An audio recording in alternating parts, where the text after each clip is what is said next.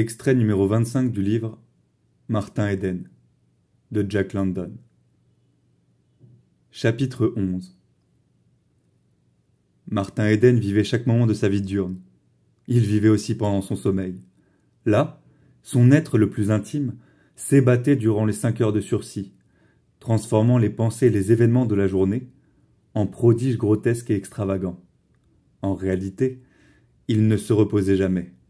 Et un corps plus faible, ou un cerveau doté d'une plus fragile assiette, se fut complètement effondré. Ses visites de fin d'après-midi à Ruth se faisaient plus rares à présent, car juin approchait, et elle allait passer ses examens et achever ses études universitaires. Licencié de lettres. Lorsqu'il pensait à son diplôme, il lui semblait qu'elle allait trop loin, trop vite. Il ne pouvait pas la suivre. Elle lui accordait un après-midi par semaine, et quand il arrivait tard, il restait en général pour le dîner et la séance de musique qui le prolongeait. C'étaient pour lui des jours à marquer d'une pierre blanche. L'atmosphère de la maison, qui contrastait si fort avec celle dans laquelle il vivait, et la proximité de Ruth, le raffermissait chaque fois dans sa détermination à s'élever. En dépit des trésors de beauté qu'il avait en lui, et de son désir éperdu de créer, c'était pour elle qu'il se battait.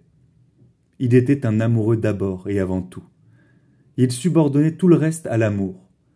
Son aventure amoureuse était bien plus considérable que son aventure dans le royaume de la pensée. Si le monde lui-même était aussi étonnant, ce n'était pas en raison des atomes et des molécules qui le composaient selon l'action de forces irrésistibles, mais parce que Ruth y vivait. Il n'avait jamais rien vu, rien rêvé ou conçu de plus étonnant qu'elle.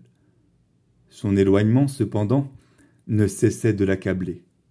Elle était si loin de lui, et il ne savait comment l'approcher. Il avait connu bien des succès auprès des filles et des femmes de sa classe, mais il n'avait jamais aimé aucune d'elles, alors qu'il l'aimait, elle, qui d'ailleurs n'appartenait pas à une autre classe sociale. Son amour pour Ruth l'élevait au-dessus de toutes les classes sociales.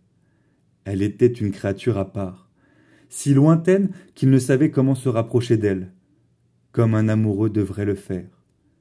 Il était vrai qu'en acquérant des connaissances et en maîtrisant son expression, il se rapprochait d'elle, parlait sa langue, découvrait qu'il partageait des idées et des plaisirs.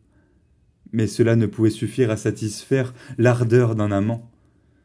Son imagination amoureuse avait sacralisé la jeune fille, l'avait trop sacralisée, trop idéalisée, pour qu'elle pût entretenir avec lui une relation charnelle.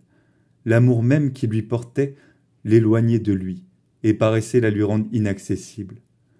Son amour lui refusait l'unique objet de son désir.